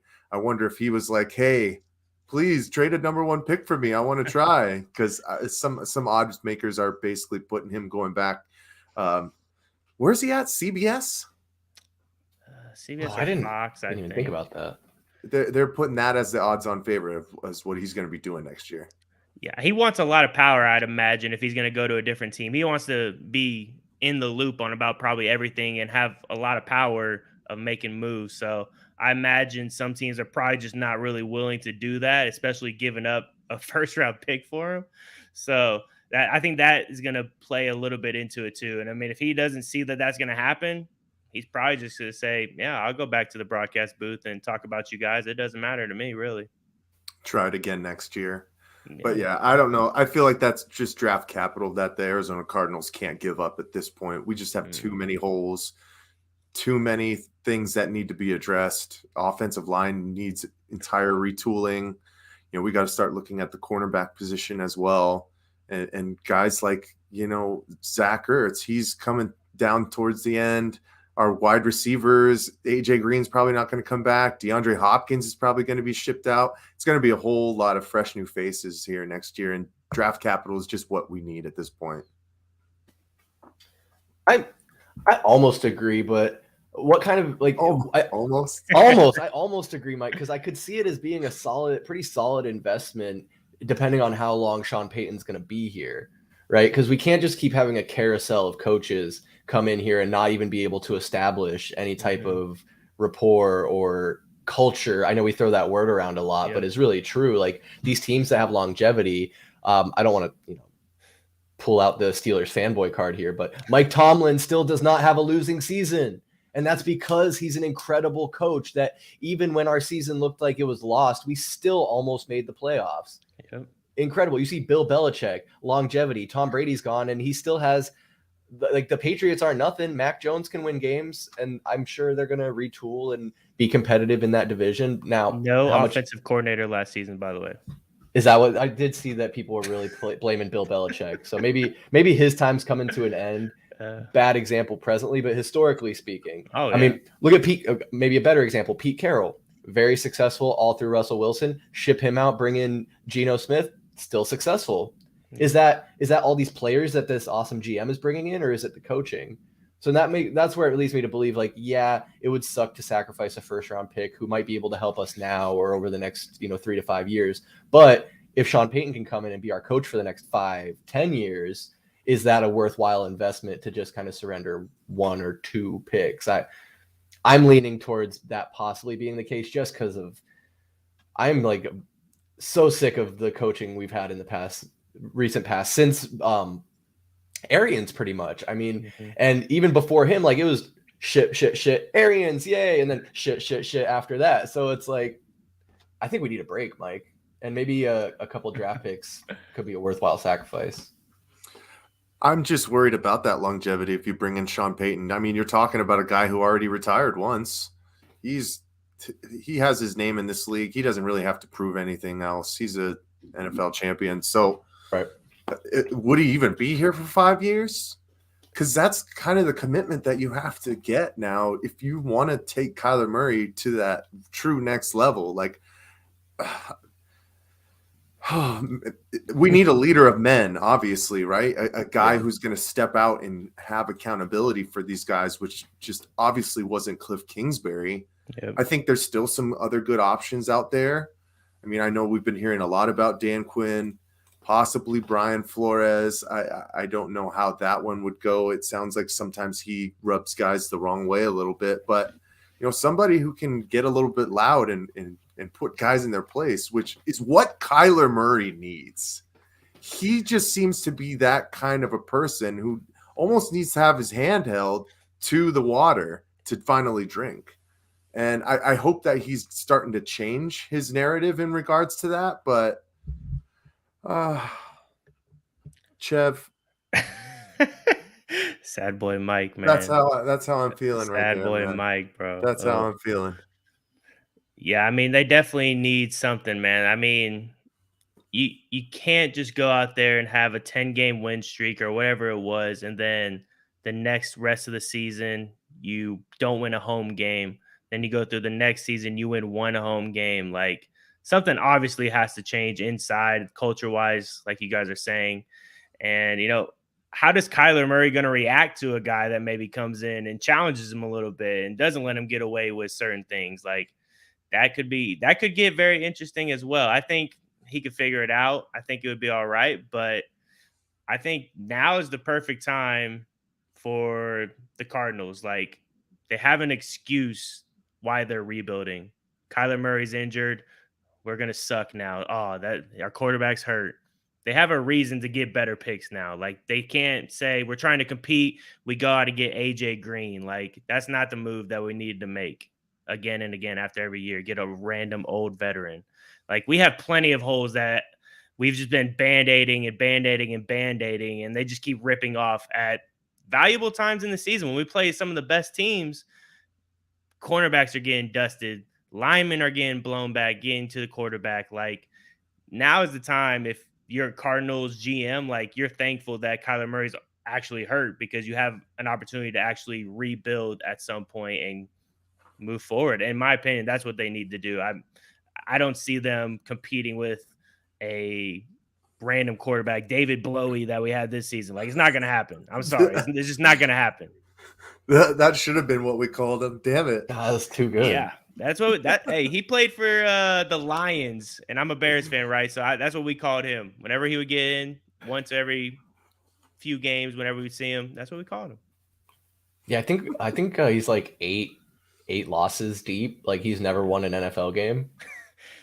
Yeah. So, and that's Lions and Cardinals. So I agree. Like you don't want to roll him out there. Obviously, Kyler Murray's up in the air. Sounds like he could be ready for week 1, but what kind of player is he going to be? You don't want to rush that kind of injury, rush him back from that. But you make a lot of great points. I mean, this last season, it felt like we had a lot of, granted, aging talent, but a lot of talent on this roster where it's like, Cardinals might be a playoff contender, and then we just saw him do nothing with it. So I'm kind of about it. Blow it up, ship out the old guys. Don't keep bringing in old guys. AJ Green, like you said, we brought him in past his prime, which is crazy. I mean, maybe I can transition this into something I was thinking about just yesterday. I've been seeing a lot of mixed signals or mixed opinions on possibly trading DeAndre Hopkins. Some people say, how could you give up D-Hop? He's in his prime. He's one of the best receivers in the league. But then other people are like, he's overpaid. He's a diva. He's kind of getting up there in age. And it's funny because I see that he's going to be 31 in June. And I'm going to be 30 in October. So I'm like, that's not old. That's fine. But then I remember sports, and this is a young man's game. Father time is undefeated, and especially in football and that position when you're taking hit after hit. But to compare D-Hop to a guy like AJ Green and a guy like Julio Jones, who at the end of his time with the Falcons, they were both around 31, 32 years old and just a sharp decline. So I think that's right around the corner for D-Hop. I mean, we're already kind of seeing that with him getting banged up and missing time here and there. I mean, the whole drug suspension thing aside, that wasn't an injury related. And I also heard the argument that, oh, well, he was out with the suspension, so he's fresher. But it's like, what are 5 months going to do when you put it against your whole career and all those hits he's taken? So I don't know. I'm about the rebuild. Yeah, with D-Hop, man, like he's just getting older. Like, what does he do to help you this next year? He really doesn't do too much. Maybe he has he has plenty of talent left to go play somewhere. And like that, he's going to have value. People are going to want him. I mean, we saw this last year where Tyreek Hill, Devontae Adams, like bunch of big name dudes just got traded because they wanted too much money and they wanted to get out of the situation that they're in. Like, think about being Tyreek Hill and you want to get away from Patrick Mahomes. Like, to me, that's the craziest thing. But you want to be the dude in your franchise? Okay. And you want to get more money? That's what you got to do sometimes. So sometimes you got to be selfish and get yours. But, I mean, Hopkins, great player. Love the dude. I just think for the Cardinals, makes no sense to really have that kind of caliber player on your team, wasting his talent. You can't tell me D-Hop wants to come back and catch passes from the dudes that we're going to be throwing out there next year either. And with Sean Payton, like, if it's a rebuild, does he really want to come here and go through that? Maybe he wants to have a little challenge to end his career. But with Kyler Murray going down, I thought that sunk the ship for old Payton, to be honest. But we'll see. We'll see what he wants to do. It's interesting. That's for sure. I mean, D-Hop already had the Instagram post basically thanking us for his time frame here. So I'm pretty sure he don't want to be back. Yeah. I don't hate it. I mean, you got to do what you got to do. Like, he's getting older, hasn't really had playoff opportunities, man. Like, one of the greatest wide receivers to play the game, and he hasn't had any opportunities. He's played with the worst quarterbacks possibly ever to go through a career. Like, it's pitiful what he had to go through. Now he's like, crap, man, I'm 31 next year. I ain't got much time left in this league. And I mean, there's plenty of teams that will pay up for him. You're probably not going to get a whole slew of picks like you would for like a Tyreek Hill, Devontae Adams. I think is probably the range that you could get, but I just don't know what his mindset is going to be if he had to be on this team. Like, D-Hop seems like a guy that's going to fire people up too. And if he's not winning, it's not fun for him, I imagine. Yeah, that's a great point. Like, how much of an appetite does he have to have 16 targets and 12 receptions to lose by 3 touchdowns anyway? D-Hop scores a touchdown down by 40. Right. You see those headlines all the time, right? In the third quarter, the Cardinals finally get on the scoreboard. Yep. It's tough. Yeah, no, I hear that. Mm-hmm. But I do think on the fan side and the Cardinals perspective, we did see a lot on Hard Knocks of D-Hop being maybe a selfish player. Whether it's I'll be honest, I only watched maybe 4 episodes of Hard Knocks. It got real unwatchable. But in one I did see was D-Hop sitting down in a restaurant and with someone talking about, am I the greatest? Then he's on the sideline at practice. Am I going to be in the Hall of Fame? Real worried about his Hall of Fame status. And then I think he was yelling at Kyler, like, just throw me the effing ball. So it's like, kind of, I don't know. I get it. It's kind of a game where you kind of have to have. There's that fine line between confidence and cockiness, right? Mhm. I think he lives on it, but that's not always a bad thing. Yeah. Got to have that swagger and edge about you, but on a Mhm. losing team, you lose that really quick. You get real angry, you start yelling at people. Like we see it. Like this team was obviously not a team. Like they yelled at each other. Players weren't in the huddle. Like I watched AJ Green and DeAndre Hopkins all season not be in the huddle and just take plays from somebody telling them. Like, how can you get excited about that if you're another player that's in the huddle? Like to me, that's just a disgrace that you're not in there with me, big dog. Like we're a team. Right. You see teams that win, they care about each other. They'll do whatever they need to do to win. Not going into the huddle is like a small thing. Like I'm probably blowing it out of proportion right now, but to me, that stuff matters, in my opinion. It's definitely an optics thing. Like I agree with you for sure. Like even if you know what you're gonna do, if you're just blocking or running a straight or whatever, that's fine. But go be in the huddle with your guys. And it can also honestly, I'm not an expert in calling football plays, but I feel like it can almost add as like deception. Like when everyone's coming out of the huddle, you have to try and find your guy versus if he's already just standing there stamping his foot, just waiting for the pass to come in. Yep. Ian's taking a call. Okay. Sounds like Ian will be back. I thought we might have lost him, but hopefully we're not putting him to sleep with all this football talk. I was about to say, you don't like football. I feel bad right now. He's getting there. We'll get him there one day. We'll get him there one day. Yeah. He mentioned he was watching the Giants, so it's a step in the right direction. Yeah. They got a good coach. Yeah, I think we were just talking about them on the last live stream we did where I was saying, how quickly can a GM turn around an organization? And you brought up the Giants example. So yeah. Very, very curious to see what Austin Fort can do. Pleasantly optimistic, but I think a lot of it is going to hinge on this coaching hire. And yeah, I don't know. Brian Flores is interesting to me because I've heard a lot of good things. But then there was his exit from Miami and all the reports about that. Like I think was it like the last 6 weeks or something? He's completely stopped talking to the remaining, like the coaching staff. Like he wasn't talking to any of his coordinators or anything. Did you guys hear that story? Yeah, I mean, there is a bunch of stories that went out. It's for me in this situation, it's like really hard to believe anybody at this point. Everybody's trying to put the blame on somebody. Like, think how crazy it is that your president or GM's telling you, hey, I'll pay you this much amount of money if you start losing these games. Like, that is insane to me. If that is true, that guy needs to be gone because he obviously doesn't care. He just wants the picks and whatnot. He don't care about winning. I don't know. That whole situation was I want to be a fly on the wall during some of these conversations. I'll tell you that because it seems like it's just a wild scenario. Obviously, Tua and him didn't have a good relationship, so obviously you have to let one of them go. And one guy you just drafted number 1 or number 2 overall, whatever it was, and one guy is just on a 3-year contract. So you choose which one you want to keep, I guess, at that point. Yeah, no, that's a great point.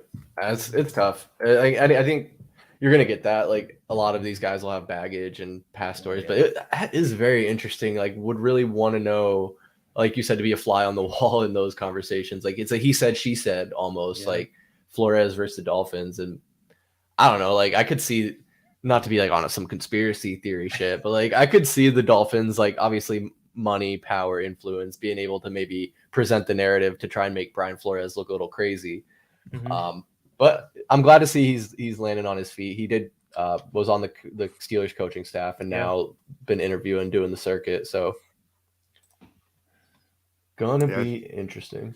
Yeah, I feel like he's going to get another opportunity, whether it be with Arizona or not. Yeah. Question for you guys, though.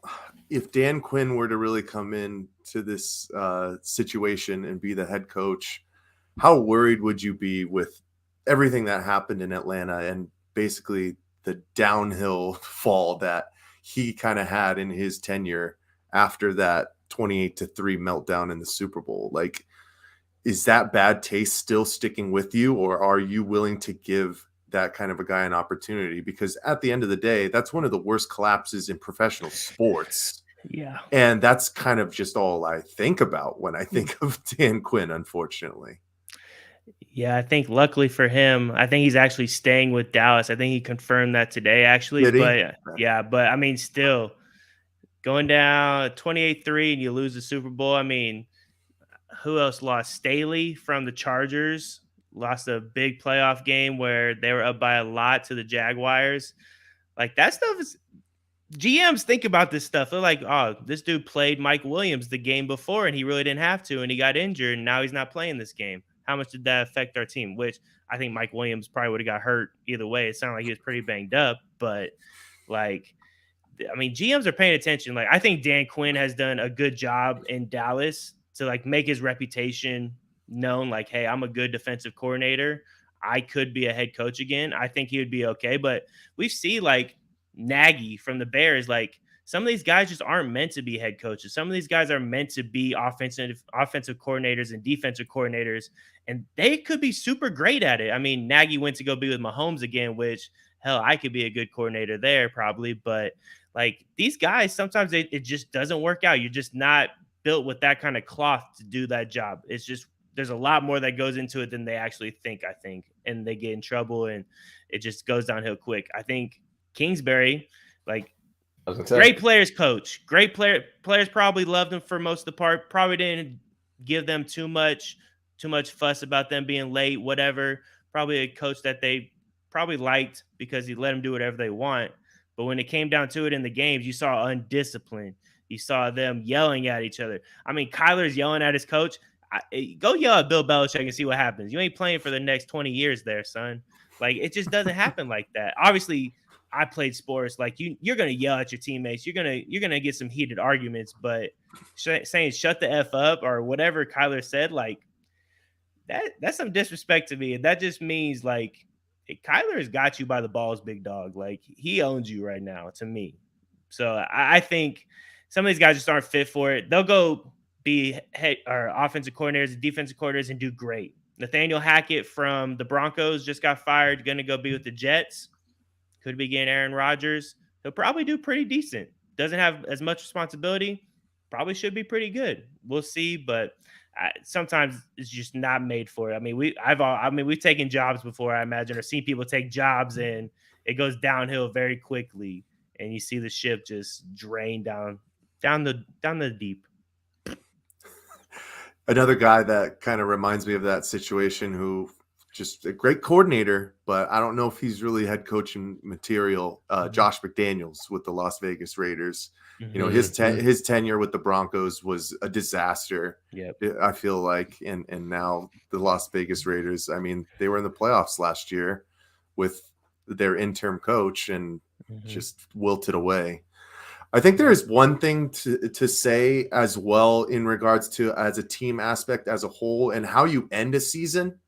I mean, the Cardinals went into the playoffs last year, went to Los Angeles and got the doors beaten off of them. Yeah. And that translated all throughout this year. I mean, doesn't help that you don't have DeAndre Hopkins. Doesn't help that we're wondering if Rodney Hudson is going to be a part of this team. And there's a lot of factors for the Cardinals.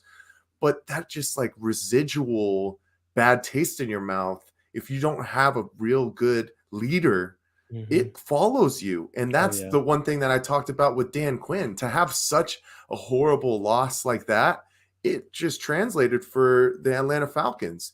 Whereas right now, the Cincinnati Bengals are as hot as can be and ready to go back to the Super Bowl again because they tasted what they almost had last year. You know, they're a first down away, or Aaron Donald being 2 steps slower from possibly winning last year. So that was the good momentum compared to the bad. So I would just be wondering, you know, what kind of situation Dan Quinn would find himself in the future and if he could kind of get over that, you know? Yeah. I think that's the thing, getting over it, right? Because when you have that type of collapse, like what kind of psychological, you know, I don't want to say problems, but like psychologically, like that's going to stick with you, man. I got to imagine like are you going to start questioning your calls, especially if you have a big lead? Like we similarly saw a pretty epic collapse in just this playoffs with the Jaguars and the Chargers. Now that guy managed to keep his job. Mike, to answer your question from a bit back, like of course, it sounds like he's off the table now. He signed that multi-year extension with the Cowboys today, but I did like Dan Quinn. I remember seeing videos and stuff from him in like 2016, 2017. Seemed like a very good leader, very outspoken, loud, was respected by his players. And to your guys' point, like, you really do need a leader. Like, it's great when you got guys like a Kingsbury or McDaniels, who's a real fun guy, real camaraderie with the players. But when it comes down to the discipline on the field, you almost need, someone who's assertive. You're talking about leading men. These are all alpha males. If you use that term, like, these guys all think they're the top dog. So how are you the top dog of the top dogs? Like, and Cliff, I think you guys are kind of right. Like, he would be probably decent as a coordinator, but he was thrown into this head coaching job as his first NFL gig and just looked scared the whole, like a deer in headlights every game on the sideline. I felt bad for him. Like, and as if that wasn't enough, they threw him on, had a camera crew following him around, put him on Hard Knocks. And this is a lion, and because I'm a Leo, and that's the symbolism there. Yo, come on, man. I also think, like, when these OCs or DCs become the head coach, like, give up the play calling. Like, I feel like defensively you could probably figure it out. Offensively, I think you have too much going on with the team. Like, I feel like you just need to be the leader. Hire somebody that you trust. For me, that'd be super hard because I trust myself more than I trust anybody, right? I know I'm going to do the job well. That's probably my problem. But I think as a head coach, you have to let that go, at least for the first few years. Get your feet on the ground, get them wet, learn the job. You've already been around probably good coaches beforehand. Like, breathe a little bit. You don't have to do everything as the head coach. Like, you can let somebody else call the plays and be just fine. You can be in their ear. You can be in meetings. It's not a big deal. Exactly. But take that help while you can. Like, you're free of it. You don't have to do it no more. You just hire to do it. Unless you're the Patriots, you don't hire a guy. Then you got a defensive guy running your offense, which I don't know. Then they don't work out. It didn't seem like. And you're the head coach. You can always, if the offensive guy's like, I want to run this play, you're like, now we're gonna run this play. Like, I'd imagine a head coach has that discretion if he really wants. Like, hey, let me take the reins for this drive. Why don't you go get a Gatorade or something? Like, I don't know. Why would you make it harder on yourself by not hiring a coordinator? That always, I get Cliff fancies himself an offensive mind, but it's like, come on, dude. Like, you want to know why Dan Campbell is succeeding? Dude didn't even know a trick play to his tackle was happening. Didn't worry about it. He saw the play happen in front of him, worked out. He's happy. Like, he's not worried about calling the offense plays or defense plays. Dude played tight end in the NFL. Like, he knows what he's doing, but he doesn't have to do it. He literally has guys he trusts, and he didn't even know trick plays were happening.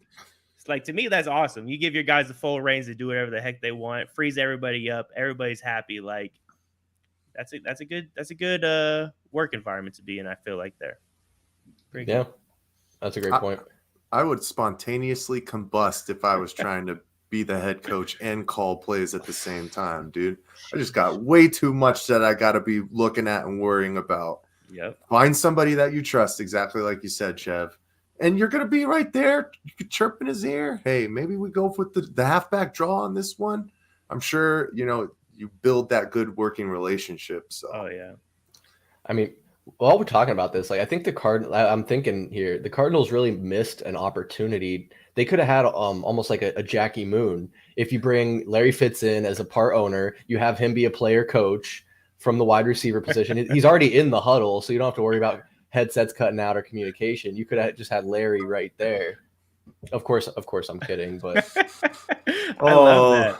Larry's long gone, man. He is long gone. Do you guys?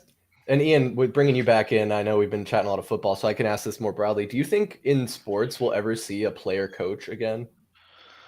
I would love to. I agree with Mike, no, but it would be so fucking awesome. If imagine, like, the Grizzlies were just like, all right, John Morant's our coach now when he's like 30 years old and like really in his prime. That'd be so cool. LeBron could try, I feel like he's the closest one that I think could try to do that, to be honest. So I could see that because watch, when it comes down to Bronny trying to maybe make it to the league, which I don't think he's really going to be successful at, LeBron will force his way into being a head coach / GM and then just play when he's like 45 years old so he can have his son be on his team. It's the only way. Yeah. Just gives himself 10 minutes a game so that he can be out there with Bronny. Just tip off only. Just gets the tip and he calls it a day. I'm trying to see who the last player coach was in American professional sports. Was it Bill Russell? Pete It Rose. might have Pete Rose. Was he Pete one? Rose in the Pete Rose 70s? comes to mind, yeah. I'm seeing here Joe Torre in 77. It was his No last shit. last season as a player with the Mets, and he got his start as a manager then. He's like, hey, coach, how come you're batting third every night? Because I'm the best damn player on this team. Your bench, son. Yeah, exactly. LeBron is the player coach. It's like, all right, so we got me and Bronny are starting, and then you guys just kind of rotate yourselves in and out as you see fit. Yep. I don't know if really anybody else that really could do it, to be honest. I feel like he's gotten so much crap about being almost like a behind the scenes GM. Like, to me, it just makes sense for him at this point. Nobody else really gets that kind of heat. Maybe like Aaron Rodgers seems like he's way out of it. No, I don't think that would happen. No, he doesn't care enough, I don't think. Yeah, he's just like, F it. Let me just throw the ball to whoever. I can't think of anybody else, honestly, off the top of my head that could really do it. Yeah. I mean, at this point in their career where they can still make an impact as a player, because I can think a lot of former players who would probably be good coaches. Excuse me. But like a guy, like I think about Tom Brady, obviously at the end of his playing career, but how much of an appetite does he actually have to coach players? It seems like he mostly just wants to yell at young guys when they drop passes. Yeah, it happens a lot. I do feel like the best opportunity to maybe happen again would probably be in baseball, because you could have guys who could play for 20, 22 years. I mean, like, my goodness, Albert Pujols probably could have been a manager towards the end of his career. Like, I think that would be the league that would have the best opportunity at the end of the day. Especially if you got like a starting pitcher who's only playing every fifth day or whatever. The gap in time between where Carlos Beltran retired and Carlos Beltran getting his first management position is real small. It's a month, something like that. So another one that definitely could have done it. Yeah. And his first order of business was to re-sign himself. To $5 billion. We're going to give you a great big contract. Oh, man. I wonder what goes into that. Do they end up just, like, hypothetically speaking, do they just drop one contract and it's like you were the player and the coach? Or it's like two separate contracts. You're like operating in two different functions. That's probably neither here nor there, but we'll have to have a lawyer on sometime and talk about it. Yeah. Find somebody. There's people on Twitter all over the place that would love to, I imagine. Some lawyers out there ready to make their light. We could call Raffy like those signs on the I-10. There it is. Raffy Logic. There you go. Local ties. Even better. I like it. Keep it in the He seems like a sports guy too, because he's always cheering on the Suns and his billboards and stuff. So yeah. I think that's like just talking more like bringing back the fourth wall or whatever, talking about Valley Sports Plug and like our plans and stuff. I think like that's what we need to be more aggressive is just dropping into DMs and hitting up other people on social media and trying to get more cross pollination, if you will. I had some moonshots where I was hitting up people like I sent an email to the professor. He's a street ball player to see if we could get him on me and Mike's podcast, because he's not like big time, but I've seen him more recently. He's doing stuff with like NBA pros and stuff, and I'm sure he's got a manager, so they probably get half a dozen of those emails at least every day. There's a dope and one documentary out right now on Netflix that I thought was pretty good. It was really cool. Really? Mm-hmm. Yeah, Professor has a decent amount of notoriety like on social media. You know, I think he was one of those first guys to go out there in like a Spider-Man suit and cross up people and that kind of stuff. Yeah. I also believe that he was in that Adam Sandler movie with the Juancho Hernan Gomez guy, the basketball one when he was trying to get the league. That sounds right. Like a very small amount of times or screen time. Very small amount of screen time for him, but you know, he's made a good name for himself after the N1 went up and away. God, I do miss it, man. Those, it was like, so open fun. runs that they had. Me and It was Matt, great. who was on here earlier, we used to go every summer, which I think they only did it like 3 or 4 summers here in Arizona. But yeah, like those open runs where you go out, they'd have a court, they'd shut down like 2 blocks right in front of the stadium in Phoenix, and they'd set up a full ass basketball court, like hardwood, in the middle of the street, and just have like open runs. And I was too young at the time. I wanted to try and get in there, and my brother Matt was like, "Nah, you'll get killed. Don't even try." So I didn't. I still wish I did, because I think I was like 12 or 13, but probably still way too young. You probably got to be 18 plus, but that's neither here nor there. Just a fun time. I still have a hot sauce jersey I bought from when I was young. Still fits me like a sausage, but yeah, man, hot sauce was my guy. That's Escalade, RIP. Yeah, a whole lot of fun. Watch the Spida, the original Spida, not Donovan Mitchell. And one, man. Ian, did you grow up with the mixtape tour? Yeah, I never actually went and saw it, but I remember it for sure. I remember Professor and Hot Sauce. I think there was a guy named Skip to My Lou. Or Ray for Alston. Yep. Yeah. Played in the NBA. Yeah, that's him. Hell yeah. A good call out. I think, did Jamal Crawford do anything with them, or am I crazy? Oh, that doesn't sound. With N1, I don't know specifically. I know he does kind of the summer league circuit stuff where he has his own league, I believe in Seattle, if I'm not mistaken, the crossover league. Right. CRAW. That might be what crossover. Crossover. Is that what replaced N1? Is crossover? No, that's just kind of like those summer circuits, like the Drew League. Oh, like Drew League. Okay. Yeah. The tournament, the basketball tournament, or whatever it's called. But hey, blast from the past. Talking about N1, you know what league I think they are bringing back again? Trampoline basketball. I don't remember what it's called. Slam ball, baby. Slam ball is fire. Hell yes. Yes. I'm so pumped. I hope that they televise that. I will be watching for sure. My goodness. Are they still going to have like a position that's basically just like a left tackle in football where they're just like trucking dudes? I hope so. Oh, easy. Awesome. Yeah, no, if you watch, like, I go to their Facebook page. They post a bunch of old clips all the time, but there's literally a guy who his job is to stand under the basket and push people out of the air. Like, and that's defense. I love it. Yeah, it's like 2/3 of them actually can play basketball, and then there's this one guy that's like a hockey enforcer. While we're bringing back, yeah, right. While we're bringing back old Spike TV shows, I really want to see Pros versus Joes come back. Yes. Why did that go away? That was awesome. Why did that go away? You got Dennis Rodman out there throwing elbows on just random Joe from accounting. Like, that's awesome. That's huge. It's like you got to make 5 shots on Dikembe Mutombo in 2 minutes, and he's just swatting at everything. This would be the perfect show. Like, Twitter these days, like, people are just blasting these professional athletes. Like, get them during off season and let them see if they can do whatever they're talking about. You want to hit a fastball off Max Scherzer? Hey, you think he sucks? Fine, get in the batter's box. We'll see if you can hit 98 miles per hour at your dome. And it ain't easy, brother. You're gonna be in trouble.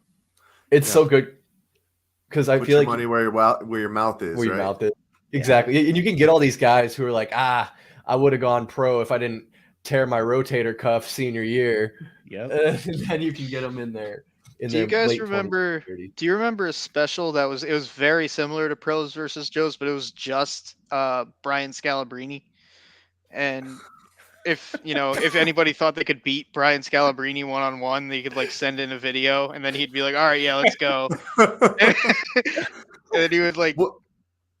Was it a show, or did he just do it on his own? Like a YouTube channel. I think it was like a one-time thing on ESPN or something where he challenged like 4 dudes to one-on-one. That reminds me of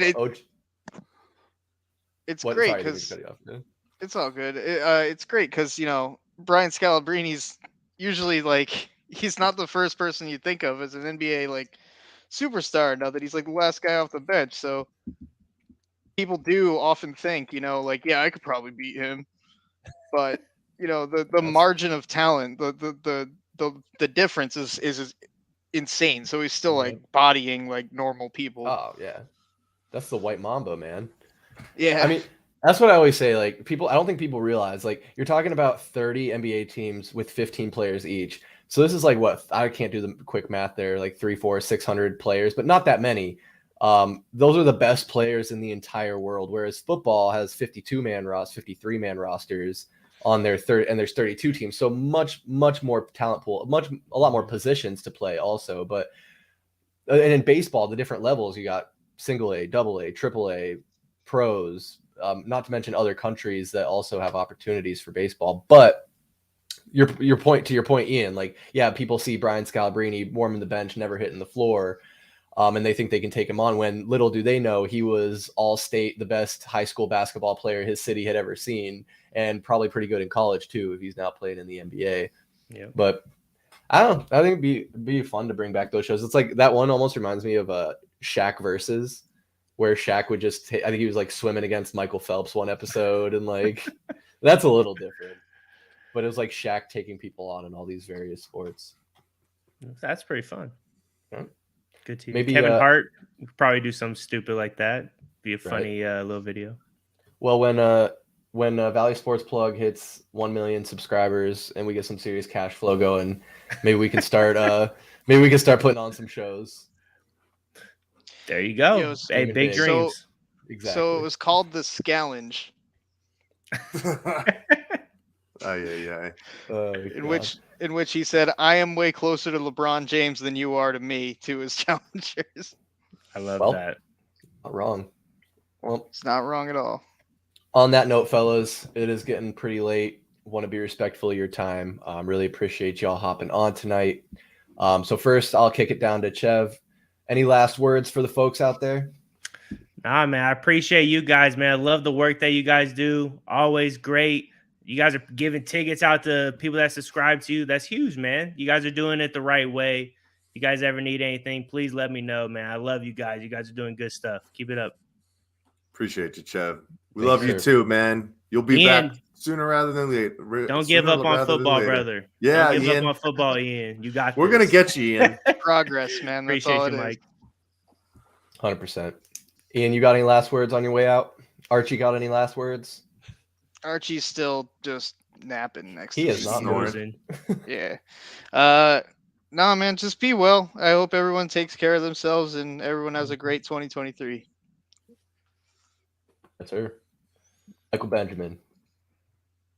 Man, this is exactly what I've been missing, man. Just the squad back together, talking some sports, chopping it up, talking some pop culture too. That's what we said roundtables were going to be all about. But super excited about next month. Live stream a week, probably get another PTO in there. Sounds like we'll be at the Waste Management Open as well. Giving some tickets away tomorrow. So just got a whole lot of stuff going on right now. Really excited for VSP. And Chris, thank you for being the fearless leader that you are. I don't know if I'm the leader, but I'm here trying to steer the ship best I can. Mike, my co-captain, second in command, if you will. But yeah, guys, just having a lot of fun. I love these streams. I love the roundtables. We're going to do these once a month, like we said. Going to try and do a stream every week. We kind of slow rolled into the new year, but we're back at it. So Ian, Chev, thank you guys so much for being on. We'll definitely have you back soon. Whenever you want, you guys can come back out and we'll get you on here. But I'm going to kick you all out now. I'm going to kick out Michael Benjamin. I'm going to kick me out. We're going to play the outro, and we will see you all next time. Peace.